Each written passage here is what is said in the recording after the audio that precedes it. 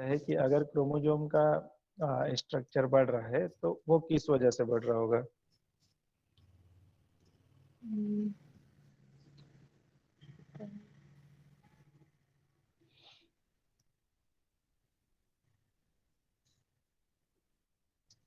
Sir जो उसमें chromatid जो क्रोमेटिन जो होते हैं वो और कुंडलित होते जाते होंगे तो इनका आकार भी।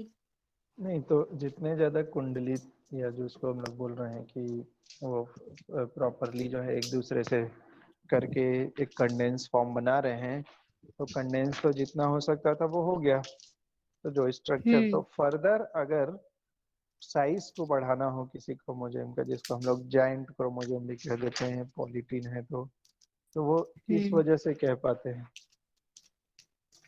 कुछ तो होता होगा ना उसमें। तो सीधे सीधे से समझे तो क्या ज्यादा होता होगा? डीएनए ज्यादा होता होगा, है ना? Yes sir. अब डीएनए कैसे ज्यादा होता है? डीएनए की लंबाई या डीएनए के नंबर को बढ़ाने का तरीका जो है वो है रेप्लिकेशन। तो जैसे जैसे डीएनए बन बनता जाएगा या नए नए डीएनए के सीक्वेंस आएंगे, बाकी के जो प्रोटीन जो उसको अरेंज होने के लिए चाहिए वो तो उसके पास ऑटोमेटिकली आ ही जाता है। तो इसीलिए जब एंडो रीडिप्लिकेशन, या जिसको हम लोग सामान्य भाषा में कहें तो रेप्लिकेशन, और उसका रेट उसमें बहुत ज्यादा होगा, तो कुछ क्रोमोसोम्स का जो साइज इस तरीके से होता है वो बढ़ जाता है। और बढ़ता इसीलिए है क्योंकि उसमें डीएनए जो है वो इतना ज्यादा हो गया है कि अब उसको उस तरीके से पैक कर पाना जो है वो पॉसिबल नहीं है। ये वाला स्लाइड दिख रहा है क्या? Yes sir. दिख रहा है।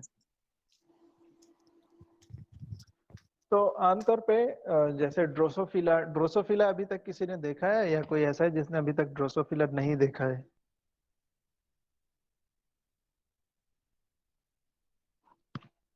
किसने नहीं देखा है ये बताओ तो पहले। या जिसने देखा है, किसने देख लिया है, किसने नहीं देखा है? हेलो। देखा है सर। कहाँ पे देखा है? अब सर वो छोटे छोटे से रहते हैं सर, उड़ते रहते हैं, जैसे केला वगैरह पे सड़ते वड़ते रहता है तो उसके पास पे भिन भिन आते रहते हैं। हाँ, केला वगैरह अगर सड़ा हुआ छिलका उसका है तो उसके आसपास में बहुत छोटे छोटे से, या कई बार आँखों के पास में भी जो है कहीं हाँ पे गंदा हो तो वहां पे भी आके बार बार घुसने की कोशिश करते हैं। ठीक है, वही वही है ड्रोसोफिला। मैदान में। ठीक है, बिल्कुल छोटी सी जो है मक्खी मक्खी का भी मतलब एकदम छोटा रूप ले लो तो उस तरीके की कोई चीज है। तो हम लोग अभी पॉलीटीन क्रोमोसोम, या जिसको जायंट क्रोमोसोम भी बोलते हैं, जो कि जनरली जो है वो फ्लाइज में, मतलब इस तरीके के ड्रोसोफिला या कोई भी उसी तरीके का कोई दूसरा ऑर्गेनिज्म होगा, खासतौर पे ये डिप्टेरन, तो ये तो जूलॉजी का कोई टर्म होगा जिसका अर्थ मेरे को पता नहीं है। अगर कोई जूलॉजी वाला हो जो इसका मतलब बता दे डिप्टेरन का तो हम लोग को भी अच्छा लगेगा। हम्म क्या होता है ये? आधे लोग जूलॉजी वाले होने चाहिए इसमें। बॉटनी होता तो मैं बता देता।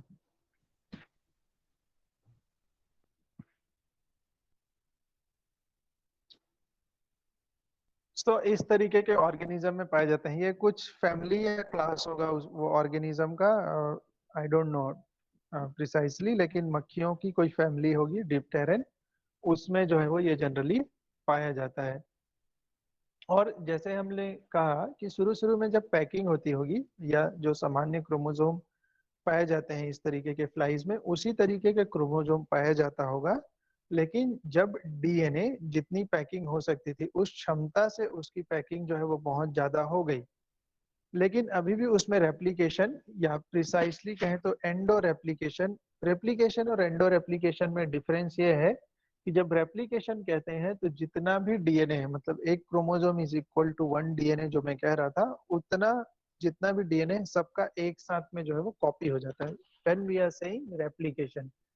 एंडो रेप्लिकेशन कह रहे हैं तो यूकैरियोट्स के साथ में ये एडवांटेज होता है कि जैसे बैक्टीरिया में एक बार रेप्लिकेशन चालू होता है तो वो आखिरी तक जाता ही जाता है, वैसा यूकैरियोट्स में नहीं होता। यूकैरियोट्स में बहुत सारे स्टार्टिंग साइट होते हैं और बहुत सारे उसके टर्मिनेशन साइट होते हैं। तो कई जगहों पे रेप्लिकेशन होगा, कुछ जगहों पे नहीं होगा, तो ऐसे अंदर अंदर में कहीं कहीं रेप्लिकेशन होगा और उस हिसाब से उसकी साइज बढ़ती रहेगी, तो उसको जो है एंडो रेप्लिकेशन कहते हैं। और क्योंकि लगातार डीएनए जो है वो सिंथेसिस हो रहा है और डीएनए जैसे जैसे सिंथेसिस हो रहा है तो वो अकेला नहीं रहता, अपने सेफ्टी के लिए ये हिस्टोन और नॉन हिस्टोन टाइप के प्रोटीन्स लेके आते रहेगा, तो इसलिए इसकी साइज भी लगातार बढ़ता रहेगा। तो ये एक प्रकार के नॉर्मल जो साइज वाले जो क्रोमोजोम है उनसे बड़े साइज वाले या ओवर साइज वाले क्रोमोजोम है, जो कि इस तरीके के फ्लाइज वगैरह के जो है वो सैलिवरी ग्लैंड जो भी जहाँ उसमें जो है वो पाया जाता है। इसकी हिस्ट्री या इसकी डिस्कवरी कैसे हुई थी, तो इन साइंटिस्ट का नाम याद रख लेना, ईजी बालबियानी या बालबीनी। इसके नाम पे एक रिंग भी आएगा जिसको बालबियानी रिंग कहते हैं।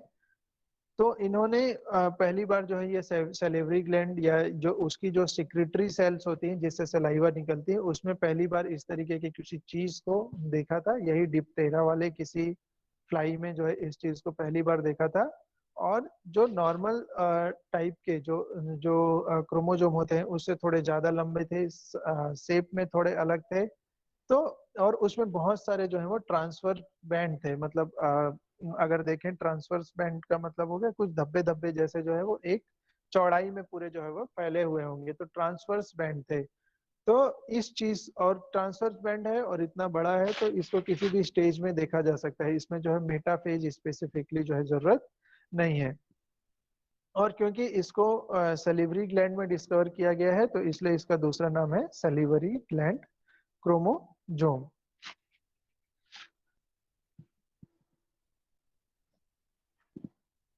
और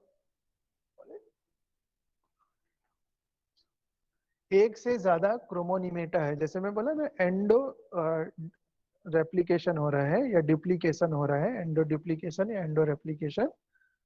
तो जो हम लोग मानते हैं कि एक क्रोमेटिड होगा या एक जो एक डीएनए पूरा पूरा होगा, उसके बीच बीच से भी कुछ जो है वो लटके हुए तुमको मिलेंगे, क्योंकि बीच बीच से कहीं से भी रेप्लिकेशन चालू हो रहा है और किसी भी दिशा में जो है इसकी लंबाई बढ़ रही है। तो इसलिए इसमें कई सारे क्रोमोनिमेटा होंगे या क्रोमेटिड्स टू बी प्रिसाइसली। तो जो है उसको जो है क्योंकि इस तरीके से साइड साइड से लपेटा हुआ है तो इसलिए इसको पॉलीटीन कह दिया कि एक से ज्यादा डीएनए वाले जो है वो इस तरीके के तंतु हैं, या तो उसको जो है क्रोमोनिमेटा एक से ज्यादा है इसलिए इसको पॉलीटीन नाम भी इसका पड़ गया है। तो लगभग कितने डीएनए मॉलिक्यूल कह रहा है जो ड्रोसोफिला में, उसमें 1000 डीएनए मॉलिक्यूल। और ये 1000 डीएनए मॉलिक्यूल एक मुख्य जो डीएनए था जो एक्चुअल में क्रोमोसोम बनाता था उसके आसपास जो है वो लपेटे होंगे लगभग 10 राउंड। तो इसमें कितने रेप्लिकेशन चले होंगे ये भी हमारे लिए अंदाजा लगाना कोई मुश्किल नहीं है, क्योंकि एक बार रेप्लिकेशन चलेगा तो 2 से 4 होंगे, 4 से 16 होंगे, 16 से जो है वो इस तरीके से उसके स्क्वायर करते जाओ तो तुमको मिल जाएगा 16 से 64, 64 से 256, 256 से फिर कुछ। तो लगभग लगभग 10 राउंड ऑफ डीएनए रेप्लिकेशन चलेगा अगर 1000 डीएनए मॉलिक्यूल बनाना है। लेकिन कुछ कुछ में ये चीज बढ़ के लगभग लगभग 16,000 डीएनए मॉलिक्यूल्स तक भी चल सकता है, तो उसमें उतने राउंड ऑफ रेप्लिकेशन उसमें ज्यादा हो सकते हैं। हालांकि इसको जैसे बाकियों को हम लोग जो है वो मेटाफेज में ही देख पाते थे, तो जैसे मैं कहा कि क्योंकि ये इतना ज्यादा जो है वो ओवर साइज्ड है और बहुत सारे इसमें मॉलिक्यूल हैं, तो इसको सिर्फ और सिर्फ एक पर्टिकुलर फेज में नहीं, इवन इंटरफेज में या प्रोफेज ऑफ माइटोसिस इसमें भी देखा जा सकता है। वैसे ये इंटरफेज होता क्या है, कोई मेरे को बताएगा इंटरफेज और प्रोफेज क्या होता है, मेटाफेज क्या होता है? कोई भी भाई, सेल सेल का डिवीजन तो मतलब जैसे ही बायोलॉजी स्ट्रीम लिए होगे तो आ गया होगा 11वीं वगैरह में। What is interphase and what is M phase, बाकी तो बाद में देखेंगे, प्रोफेज मेटाफेज ये सब जो है एनाफेज वो तो बाद में आता है। फर्स्ट ऑफ ऑल ये बताओ कि इंटरफेज क्या होता है। कोई भी सर जो इंटरफेस होता है मतलब इसको मतलब सेल का तैयारी करने की अवस्था भी करते हैं, मतलब इसमें कोशिका विभाजन करने के लिए जो सेल होती है वो तैयारी करते रहती है। मतलब फिर इंटरफेज में 3 फेज होता है, G1 फेज, S फेज और G2 फेज, और जो M फेज होता है उसमें कोशिका का विभाजन होता है। और एम फेज में फिर कितने फेज होते हैं? सर फिर M फेज के फिर 2 फेज होते हैं, कैरियोकाइनेसिस जिसमें केंद्रक का विभाजन होगा, और साइटोकाइनेसिस जिसमें कोशिका द्रव्य का विभाजन होगा। फिर वो केंद्रक विभाजन में हम प्रोफेज, मेटाफेज, एनाफेज और टीलोफेज के बारे में देखते हैं।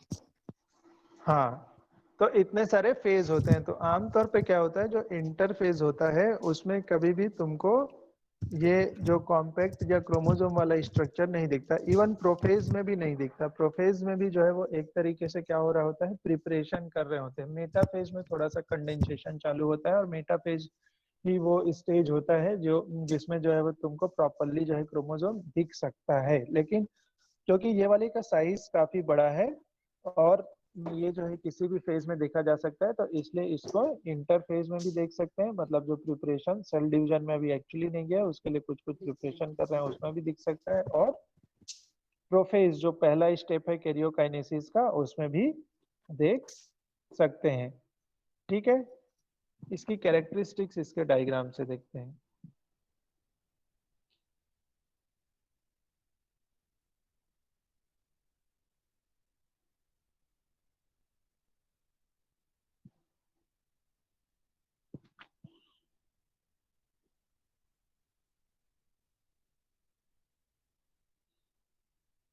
ये जो अभी जो दिख रहा है ये एक्चुअल में है पॉलीटीन क्रोमोसोम। अब इस पॉलीटीन क्रोमोसोम में तुम देख पा रहे होगे कि कितने सारे जो है वो क्रोमोनिमेटा ये हम लोगों को नजर आ रहे हैं। इसमें जो ब्लैक कलर के तुमको एक साइड से दूसरे साइड तक जाते हुए जो दिख रहे हैं, वही है वो ट्रांसवर्स बैंड जिसकी वो बात कर रहा था कि ट्रांसवर्स बैंड। और ये जितना जितना तुमको लंबा लंबा जो दिख रहा है, ये सारे के सारे क्या हो गए, डीएनए। डीएनए जो है वो एंडो रीडुप्लीकेशन के माध्यम से उतनी ज्यादा संख्या में बढ़ा हुआ है। जहाँ पे लिखा हुआ है क्रोमोनिमेटा, उस वाले पोर्शन को अगर ध्यान से देखो तो वो जो है वो प्रॉपरली डीएनए का सेज हो रहा है।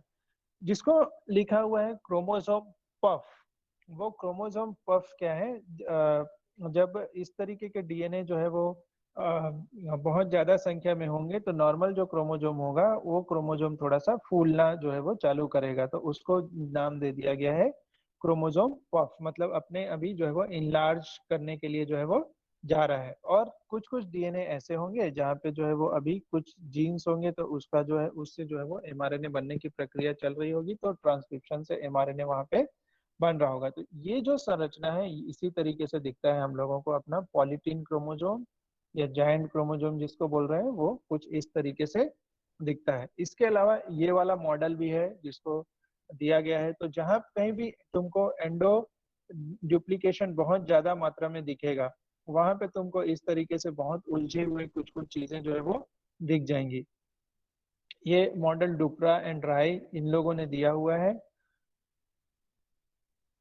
ठीक है, और इसमें ये इन्होंने इस मॉडल के माध्यम से ये समझाने की कोशिश की थी कि जो पफिंग जिसको हम लोग कह रहे हैं यहाँ पे क्रोमोसोम पफ, क्रोमोसोम पफ मतलब जैसे मैं बोला कि डीएनए जब सामान्य मात्रा से ज्यादा मात्रा में बन जाएगी तो कोई ऐसा तरीका निकालना पड़ेगा जिससे कि क्रोमोसोम जो है वो फैलना चालू हो। तो यहाँ पे देखो एक ए वाले डायग्राम में तो नहीं, लेकिन बी वाले डायग्राम में जो तीसरा है, उसमें जब तुम्हारी कॉम्पैक्ट जितना भी वो पैक हो सकता था उसकी जो लिमिट है उसको कोई क्रॉस कर गया, तो अब उसको जो है उससे बाहर निकलना निकलना पड़ा। और जैसे जैसे वो बाहर निकलते जाएगा तो फर्दर ये जो बाहर निकलेगा इसी में फिर जो है वो रेप्लिकेशन होते रहेगा। मतलब जो ये बाहर निकल रहा है, तो जो फ्री होते जा रहे हैं इस तरीके से और खाली होते जा रहे हैं, उनके आसपास और कुछ नहीं है, इन्हीं में जो है एंडो रीडुप्लीकेशन जो है चालू होगा। और यहाँ से जो है क्रोमोसोम, तो इस वाले डायग्राम को अगर देखोगे तो उस तरीके की जो स्ट्रक्चर है वहीं पर तुमको जो है पफिंग ज्यादा दिखेगी, वहीं पर चौड़ाई जो है ज्यादा ज्यादा